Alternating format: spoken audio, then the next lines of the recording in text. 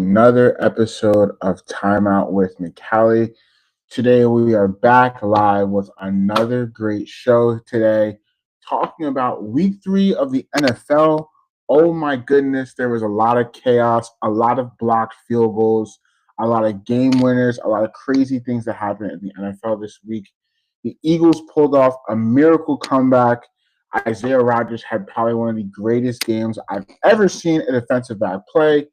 Daniel Jones, Indiana Jones, is here. Daniel Jones, his resurgent career year is on the rise right now as the Colts are 3-0. And now we will later talk about the Ravens and Lions game. What's going on with the Ravens? 1-2. Wow. The Chiefs and the Giants. What's going on also in Kansas City and also with the Giants as well. Let's get into it. Alrighty. The Eagles. We played the Rams, obviously, week 3 in the NFL, 1 o'clock game. Playing the first time, this is actually kind of interesting. This is the first time that the Eagles had played at home in the away jerseys, in the white and green jerseys. I actually kind of like the combination, to be honest, especially at home. We don't typically wear our away jerseys at home, but I actually quite enjoyed it, to be honest with you. I quite enjoyed it. But obviously, the Eagles won this game 33-26. At first, I got to start with this. Kevin Patullo continues to be a concern with this football team. He is not a good offensive coordinator. I've been saying it for the past 3 weeks. He is not a good offensive coordinator. He's not. Let me just say this. I don't think he's qualified enough to be an offensive coordinator in this league. Now, obviously, yes, the guy still has a job to do. He gets paid to do it. I don't want him to lose his job. But I just feel like the Eagles shouldn't have promoted this guy because he's never called NFL plays before. He's never done it before in his career, in his life. And not only that, the first half was unacceptable. The team had 33 passing yards. 33 total yards. Excuse me. They had 33 total yards in 2 quarters in the NFL, and they had 17 passing yards. Jalen Hurts had -1 passing yard in the second quarter. The play calling was once again trash. The offensive court, the structure once again was terrible. And thankfully, the defense played very well in the red zone because in all totality, honestly, the game could have been a blowout. If the Eagles defense didn't show up in the red zone, I think that this game could have been very much out of reach for the Eagles. But like I said, I just think that they just are playing. I feel like the Eagles are playing not to lose in these games, offensively with these games. And that's just something that, like, you don't want to do. You don't want to play, like you're trying not to lose in these games because you have so much firepower on the offense. Like, you have an elite offensive line. You have A.J. Brown. You have Devontae Smith. And you have Saquon Barkley and Jalen Hurts. I don't understand why, the coaching staff is just saying, let's try not to lose this game, but come out more aggressive. And Kevin Patullo, honestly, he says the plan all week going into Sunday's game was to attack and be aggressive. And they came out to do that. But they got stuck in neutral. He says that they are seeing different defenses each week and sometimes different defenses, and they have seen on film. He says they did a good job of adjusting in the second half, and communication was key with Jalen Hurts and the receivers. Running backs, offensive line, they were seeing the field. The Eagles are focusing on dictating to the defense and what they do. So what the hell are you doing all week? Obviously, there's going to be a different defense every week in the NFL. Like, you're not playing the same defense every week. Duh. But, like, I feel like they're coming out so stale. I just feel like not only stale, but, like, so conservative. And I feel like Kevin Patullo is just relying too much on Saquon. He's just like, give the ball to Saquon, and hopefully he can, do his magic and make some 60-yard, 70-yard touchdown. A play that would, I mean, obviously Saquon has the ability to do that, but he did that last year, and now teams are like, we're not going to allow him to run the ball. We're not going to allow him to beat us, right? And I think Kevin Tolo is honestly relying too much on that, banking too much on Saquon just being a special running back, which obviously he is a special running back. I'm not saying he's not, but he's relying too much on that, and that's what's hindering the offense back. Because once again, I believe that in the NFL, you can win without a running game. We've seen teams do it. The Chiefs don't have a running game, and they've been able to win Super Bowls because of it. The Cowboys, they've been successful without a run. They've been good offensively without a run game. The Bengals have been good without a run game. You cannot be in the NFL in today, 2025, September 23rd on 2025. You cannot win in the NFL without a passing game. You just can't do it. You just can't do it. 17 passing yards in one half is unacceptable and inexcusable for having the talent that you have at that position and in that passing game. This thing, you just can't do it. You can't do it. But honestly, this is where the excitement comes in now. Yes, the excitement comes in. A completely different story in the second half. I don't know what happened, but I don't think a lot of people were speculating that Kevin Patolo there's no way he was calling plays in the second half. Nick said he was. I think that Jalen was calling the shots in the second half. Because, I was watching some breakdown, and they said that Jalen audibled 11 of 30 of the plays that were called. So if you want to do the math, what is that? 11 divided by 30. He called 36% of the plays in the second half. So, but Jalen was, once again, I think in the second half, I think Jalen reminded us that he's a special quarterback. He's a special quarterback. And he was down 26-7.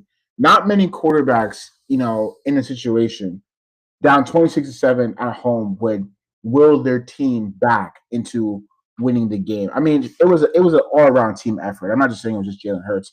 I mean, the defense absolutely, after the fumble coming out of the second half, the Rams didn't score.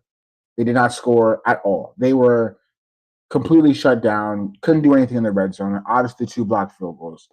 But this team has been the best team in the red zone in totality. They've been the best offense in the red zone. They've been 100%, and they've been the best defense in the red zone. Jalen was, once again, spectacular. If we read his numbers, I mean, take a look at this. He was 226 passing yards. He had 131 in the third quarter, had 70 in the fourth quarter, and he had 4 touchdowns, 3 in the second half.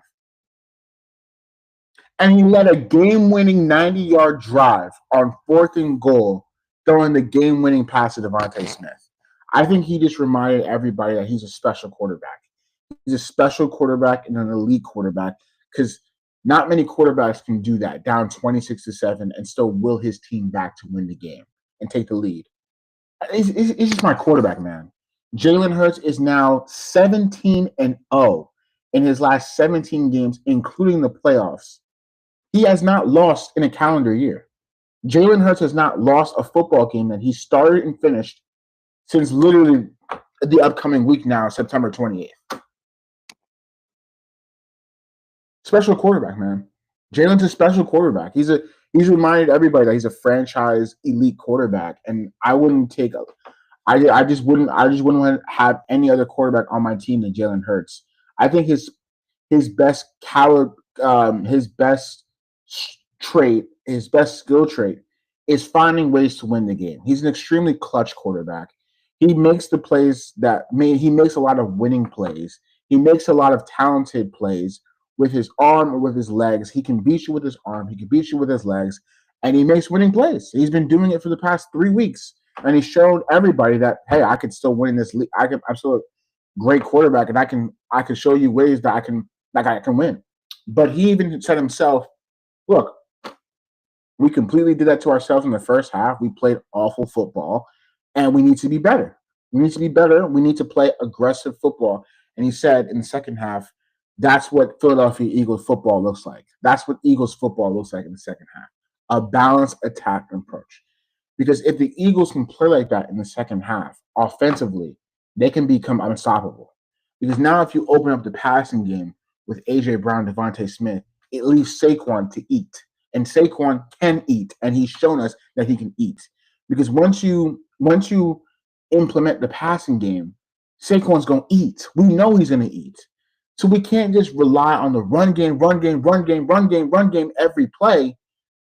We have to pass the ball to do that. I do think that we can do that because like this team is. I think this team can become virtually unstoppable if they play that in the second half every game. Every game, I think it can happen. So also want to also talk about it. Jordan Davis, man. Jordan Davis had one of the most dominant performances I have ever seen. Probably not the best game I've ever seen interior nose tackle, defensive tackle play. I just want to read you off his stats. Jordan Davis had one turnover on down run stop that he had, two blocked field goals, one that was returned for a touchdown, 5 tackles, 1 sack, 1 tackle for loss, and 1 quarterback hit. Shout out to Jordan Davis, man. I mean, first of all, I want to show the clip. He also hit 18.59 miles per hour, the fastest speed recorded by a 300-pound player as a ball carrier. So that boy was moving. That boy was moving, and I'm gonna show the play too. I have it right here. We could show it with here. Here we go. Take a look at just take a look at this play. I mean, oh my goodness! Look how he was moving. Look how he was moving. Well, I actually have a funny story about this play too. When this was happening, Jalen just showed like even killed, man. Just take a look at how he was moving. We go back to it again. I just want to play it one more time. Blocks it, takes the ball, and just runs all the way to the crib. Look how he was moving. Oh my God. There was nobody that was catching him, man. Nobody. Oh my goodness. Woo! I actually have a funny story about the play too. So I'm literally sitting in my dorm room, right? I'm literally just like, as the Rams were getting to field goal range, I'm like, a loss is a loss. We're 2-1. The sky's not falling. I'm like, there's a lot of encouraging signs with the offense, how we played in the second half. I'm like, it's cool. It's whatever. It's encouraging signs, but we need to start off fast if we don't want to put ourselves in this hole. So I'm sitting here thinking nothing. I'm like unconscious because I think the Rams are gonna win. And then he blocks the field goal. I get up and I'm like, oh, let's go. Let's fucking go. We do this shit. Let's go. Let's go. Let's go. Woo! I'm screaming at the top of my lungs. I black out. I literally legit black out. I didn't even know. I can't even remember what I was saying. I still don't remember what I was saying. And I come back, I look at the TV. It says 33-26. I said, wait, how did they score? I said, wait, what happened? How did they score? What happened? Why did they? How did they score? And I looked what happened afterwards, and he ran to the crib, and I was even going crazier. Man, Jordan Davis, he saved the Eagles.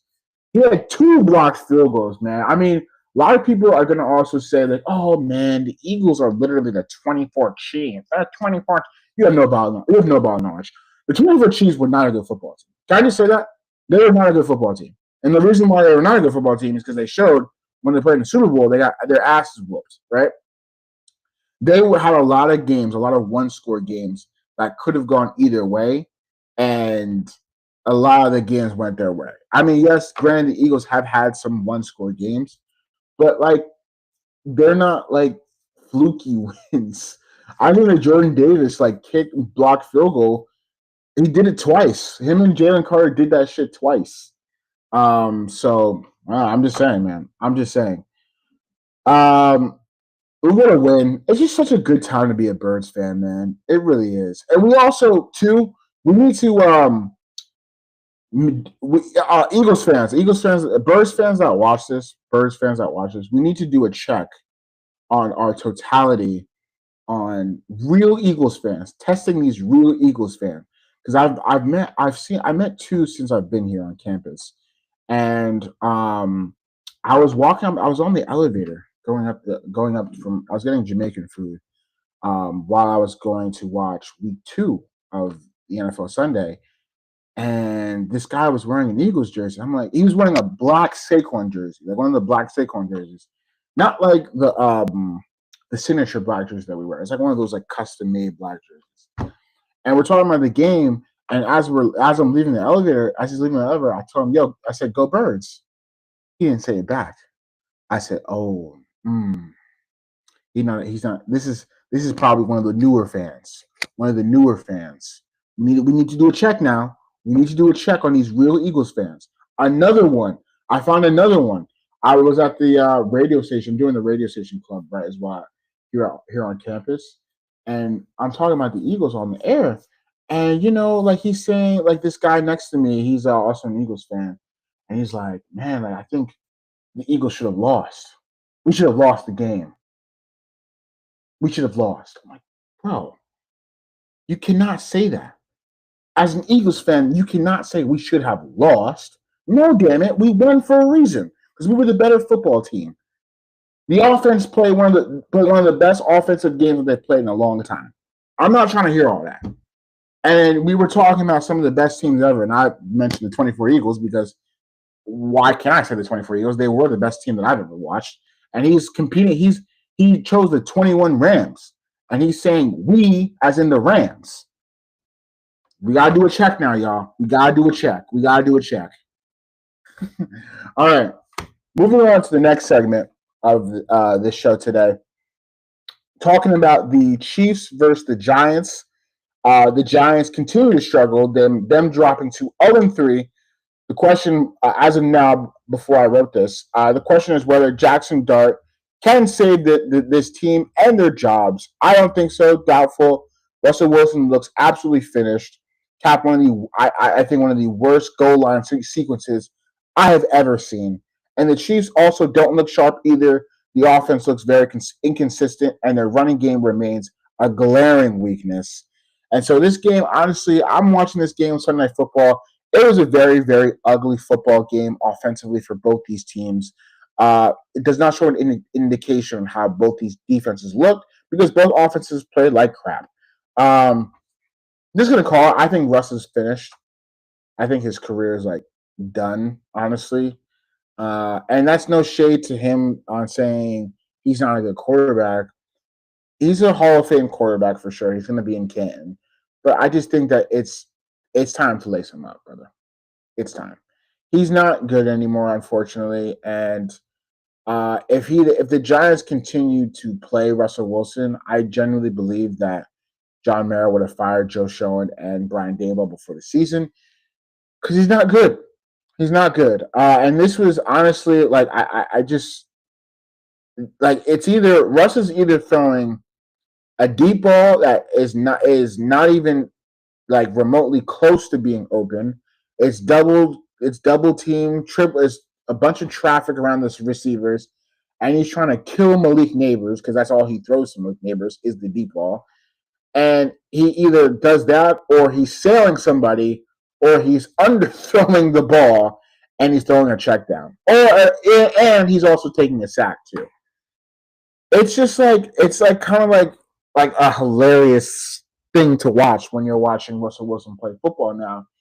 That's what all he does. He just chucks up moonball players. He acts like they're going to be completed when it's like double and triple team. His deep ball is just not there anymore, unfortunately. Against the Chiefs, he either underthrows them or he's sailing receivers. And he's not athletic anymore, unfortunately.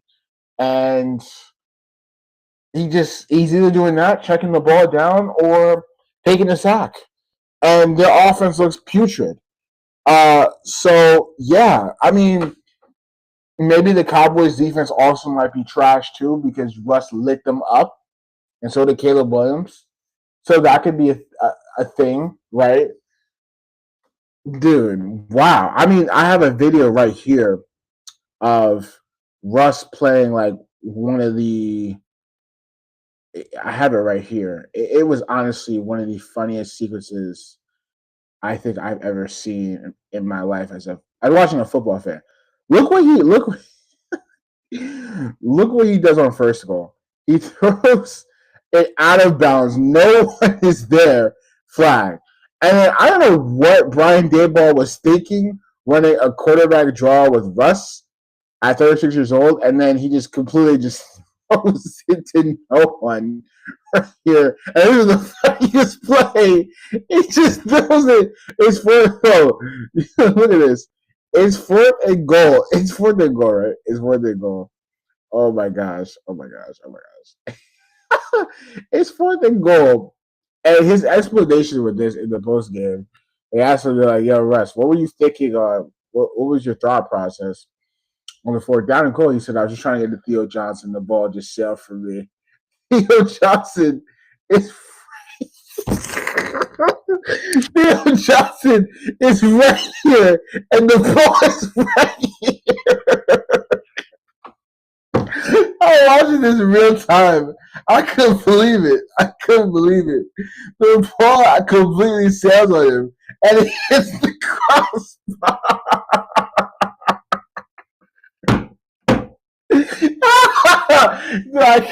I couldn't stop laughing. I actually couldn't stop laughing. There was while I was watching it the first time, I couldn't stop laughing, and when I watch it again, I still can't. I still can't stop laughing. It's like, man, oh my gosh! Like the bro was playing a different sport than everybody in a bad way. Bro was trying to do perfect crossbar challenges. Oh man, yeah, he's done. He's done. After watching that, I'm like, there's no way. There's no way the Giants can start Russell Wilson anymore if during the season because if they do, they're going to lose their jobs. And if I mean the and especially the Giants have such a hard schedule too after this. They play the Chargers, and then they play us twice too in that stretch, and then they play the Broncos. Like they have such a difficult schedule, and I don't think if I'm gonna take a look at their schedule right now, um, they're gonna start Jackson Dart, right? And I don't think Jackson Dart is going to save an 0-3 football team. And also, not only is he going to try and save an 0-3 football team, he's trying to save Joe Sherman and Brian Daboll's jobs because they play the Chargers at home. That's a tough game. Obviously, the Chargers are going to be flying from coast to coast, so maybe they have the advantage there, but still, nonetheless, a tough game. The Chargers are playing so well. They play the Saints. That should be a win. Then they play us, Broncos on the road, Birds again, and they play the 49ers. I mean, the 49ers actually could be a winnable game because the 49ers are not healthy. They're not healthy. But nonetheless, the 49ers are 3-0. And they go to the Bears, the Packers, Lions, Patriots. Like they have a brutal schedule. And so can Jackson Dart be the savior of this team? Are you like the fact that they have to bank on a rookie quarterback to save an 0-3 football team and some guys' jobs? Not a good look. Not a good look, and I don't think it will happen. I don't think Jackson Dart is some amazing, sensational prospect to do that. If this was Jayden Daniels last year, yes. If this was C.J. Stroud, rookie year, yes. If this was even like who else can I say who had a phenomenal rookie year? Like Deshaun, like I can't say that name actually.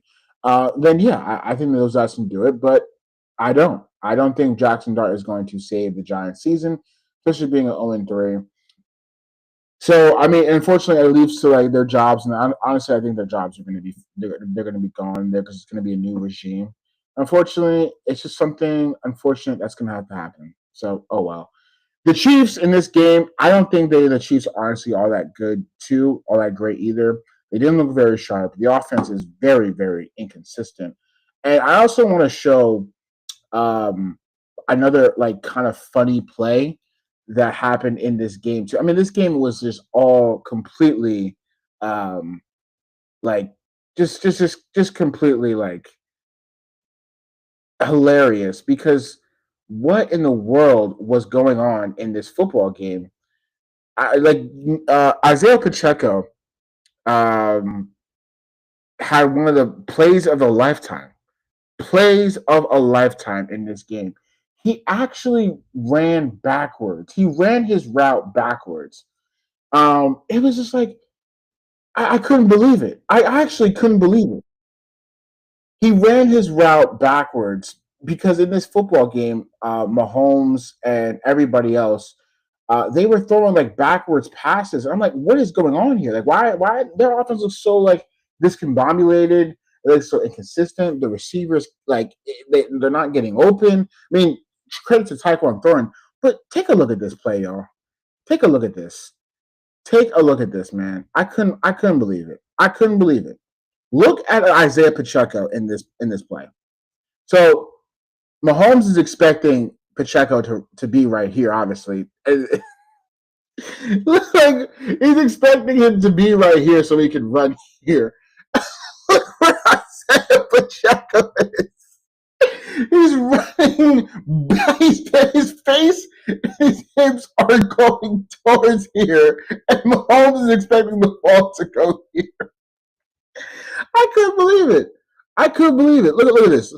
I couldn't believe it. So obviously, yeah, it's gonna be a live ball. I mean, it was one of the worst reps I've ever seen. Like, what is he doing?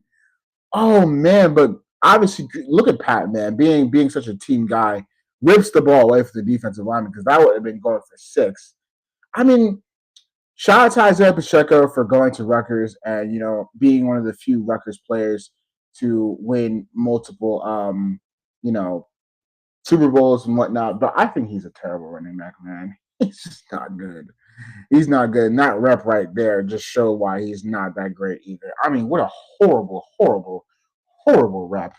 And Mahomes is not, taking the blame for that is crazy because that was not his fault. Not his fault. But once again, I don't think the Chiefs are honestly that great. They just play a very sloppy brand of offensive football. Maybe that could be the case because they're missing 2 of their top receivers in Rashee Rice and Xavier Worthy. But nonetheless, like their offensive line doesn't look very, very good either. Jawan Taylor is penalty city. I mean, there's not a single play where Jawan Taylor isn't getting flagged. Josh Simmons is still a rookie. He's still young, adjusting to it. Travis Kelce, I mean, he just hasn't played any good football. Any good football. I mean, week 1, he's taking out his receivers. Week 2, he's dropping the pass. And week 3, he just didn't look that great either, and he's fighting with his head coach. I don't know. I don't know what to say anymore. I think the Chiefs. I don't want to jump the gun on it because, you're like Mikhail, you can't jump the gun on the Chiefs, but I think this is gonna be the beginning of the end of their dynasty.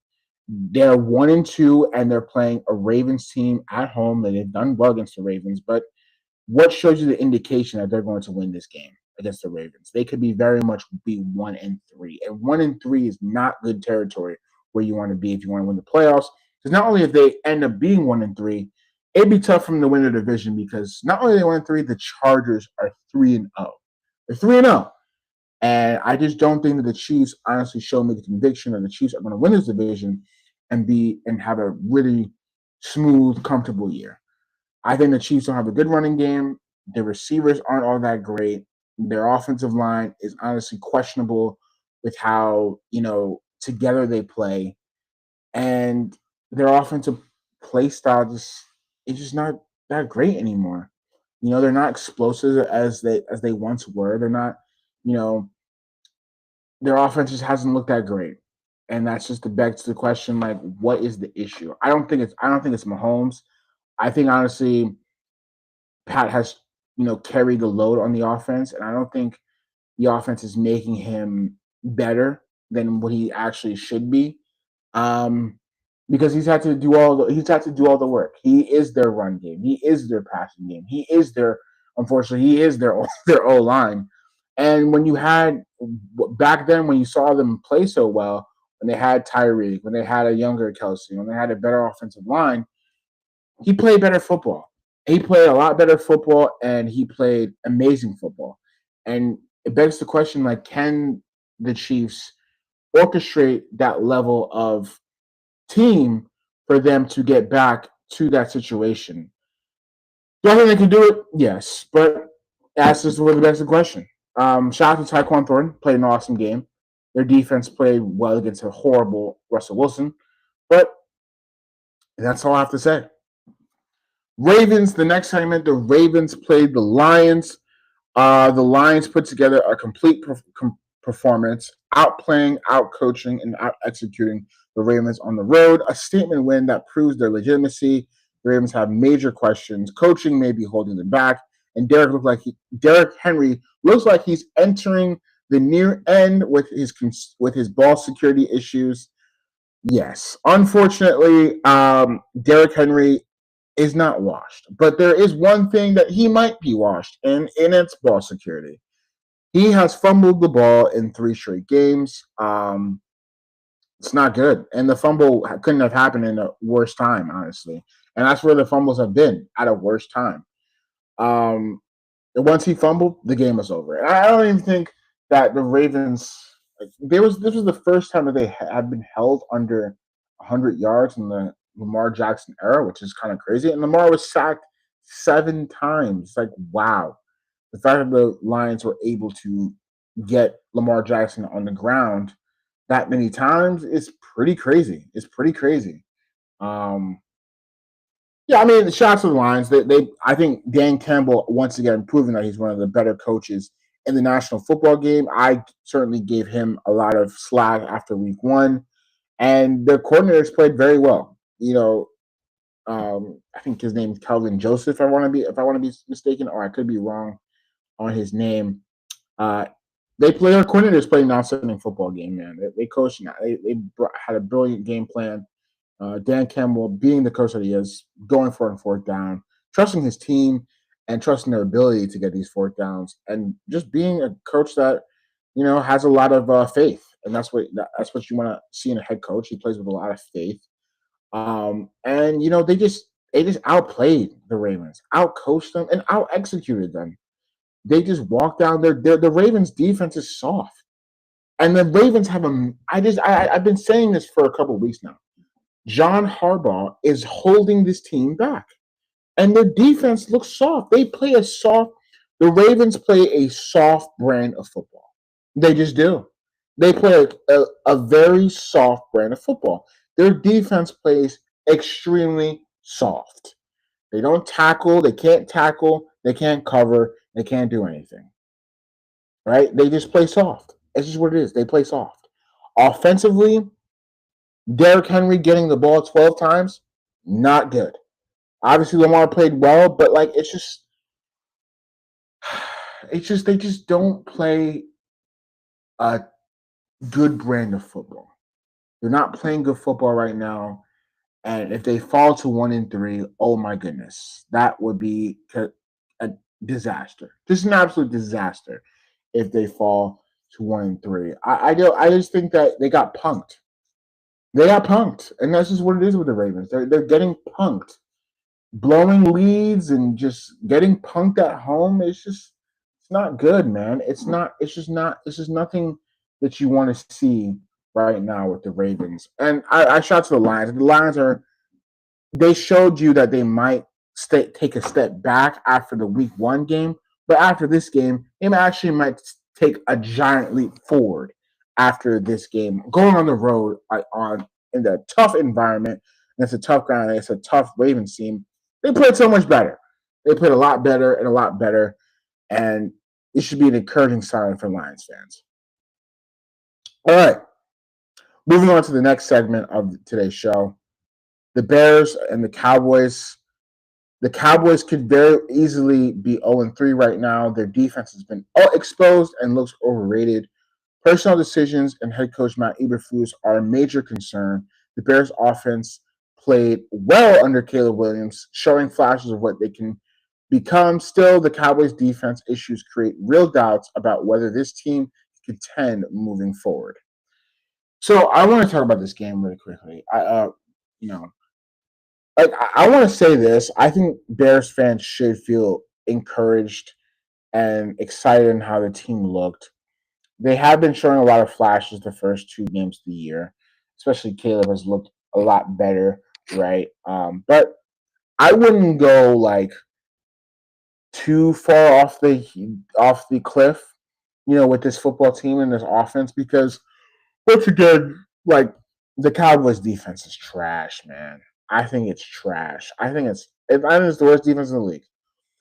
The fact that Russell Wilson was able to throw 400 yards, have three touchdowns, and he gets benched a week later just shows that the Cowboys defense is not that great.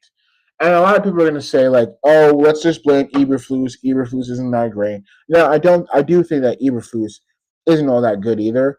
But I think it's the personnel. I mean, I don't think Donovan Wilson and Malik Hooker are NFL caliber safeties anymore. I don't think they're very good. They don't know what they're doing out there. The film just shows that they just don't know what they're doing. Trayvon Diggs is honestly not that great as an NFL cornerback anymore. They have no linebackers out there, and they have no pass rush that can get to the quarterback and create any disruption. Because the quarterback just stands there and he has 4 seconds to throw the ball, and nobody knows what they're doing. So I think it's just a personnel issue. Now, yes, Eberflus dropping back in deep zone coverage allows the quarterback and the offense to just dink and dunk because the guys are going to be wide open in the middle and the short game. And the trick play with the flea flicker had them fooled. So I mean, just that whole unit is bad, man. It's bad. They're just terrible. And the Cowboys could easily be 0-3 right now if it wasn't for Brandon Aubrey, the Giants' incompetence, not stopping the Cowboys before they got into field goal range. It could be very well easily be 0-3. And I think this is an 0-3 football team. Now, the Cowboys' offense, obviously, without CeeDee Lamb, not good. George Pickens showed to me again why he's not a number one receiver. He's a number two. Just acting like a complete baby. Just acting like a complete baby on the sideline when he dropped the pass. I'm like, dude, get over yourself. Now, you're not a number one receiver. You're a number two receiver. Let's get that correct, right? You're not like some like dude. Like he'll never be number one receiver, and he'll never be one. He just will never, never, never be a number one receiver. Um, the Cowboys don't have a really good running game, and without CeeDee Lamb, they are not a good offense. No, I mean, I just don't think they're a good offense. And they got blown out, and I just don't think that the Cowboys are going to do anything competitive this year. I think they're not going to make the playoffs. Jerry can sit in our legs, can piss on our legs, and tell us that it's raining. He knows that this team's not a playoff team, so he can sit there and lie in the media all he wants. They play next week. They play the Packers on Sunday Night Football, which likely will be the most watched Sunday Night Football game ever. Um, they're not doing a tribute for Micah Parsons' Bush League. It's just Bush League, and they're gonna get blown out. Then they play the Jets. Could be a winnable game. Panthers. Bryce Young might torch that defense. Commanders might torch that defense. Bo Nix might torch that defense. The Cardinals might torch that defense. Geno Smith might torch that defense. It's not good, man. It's not good at all. It's not good. It's not good, man. I just don't think that the Cowboys are going to do anything special this year. I think they're going to be competitive enough to win some football games, but I just don't think that the Cowboys are all that great. Now, it's cool for the Bears to get their first win. It's cool for Ben Johnson to get his first win as a head coach, but I wouldn't come out this game thinking like we're going to be some unstoppable force on offense because the Cowboys defense isn't very good. It's not. And boy, do I like it a lot. And this is why they probably shouldn't have traded Micah Parsons. You should have signed him when you had the chance, but you didn't. So this is when that didn't happen. This is what you get. All right. Moving on to the final segment of the show today. I'm obviously repping my Rutgers shirt, the Scarlet Knight on his horse. Shout out to RU, man. RU, rah, rah. The blackout game was obviously so cool to watch, man. It was one of the top experiences that I've ever been to at a football game, especially college football. I'm just hoping that Rutgers is able to become a good football program, a really good football program, because the game, what they do for the presentation of the black guy, is one of the most underrated atmospheres in college football. The amount of fireworks they had, they sold out the crowd. It was almost like 60,000 people were there. The pyrotechnics, the drones, the light show, and everything. It was so cool to be a part of, and I'm so glad I go to this university and this school to witness something like that. And they couldn't get it done. Obviously, I think my favorite part of the game is when they ran the tush push. When they ran the Eagles tush push, I was like, run it again, run it again, run it again. Like he's in, touchdown, he's in. So I mean, that was such a cool experience to have, and you know, love Rutgers football, but we hopefully this team get a good program, because once they do, everybody will be coming to the Rutgers games. Everybody will be tuned in every week, because what they did for the blackout game was just something absolutely special, and I wanted to take note of that as well. So now I want to also talk about one other college football team, Clemson. Yikes, Dabo Sweeney, step up to the mic. Dabo Sweeney, step up to my office. 1-3 what is it? 3 now? With the Clemson Tigers are now 1-3. This team is not good, man. This program is not good anymore. And Dabo needs to learn that he needs to get with the times. Get with the times and get where college football is. Yes, we know you don't like the transfer portal. Yes, we know you don't like NIL. But you thinking that this is 2016 and 2018, where you can just sign every 5-star and then be good and whatnot. It's not gonna work, man. It's just not gonna work. And you sitting there, you can go on the media and give us your bullshit, and oh man, I win. Is that good? A little southern accent. But I don't care. I don't care. You deserve this for being so arrogant about where you stand within college football. Times are changing. Move with it. They're not good. Cade Klubnik is not going to be an NFL quarterback. He stinks. He stinks. Clemson's not good. And they're not going to do anything this year. Get with the programs, Dabo. Get with the programs. That's going to do it for another great show of Timeout with McCallie. Another great live show. I appreciate everybody who's tuned in, watching the show today and watching our live show today.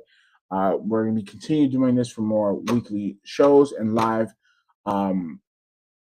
shows as well. I didn't get to do this last week because I was very, very busy with academic and schoolwork. That's very important. But please don't forget to subscribe on YouTube, Time Out with McCallie. Don't forget to also follow on Apple Podcasts, Time Out with McCallie, and don't forget to also follow our social medias, TikTok, Time Out Pod, Time Out with McCallie on Instagram, Time Out with McCallie on Twitter, and please don't forget to subscribe, like, and comment on this episode. I will see you guys in the next one. Go Birds! Peace.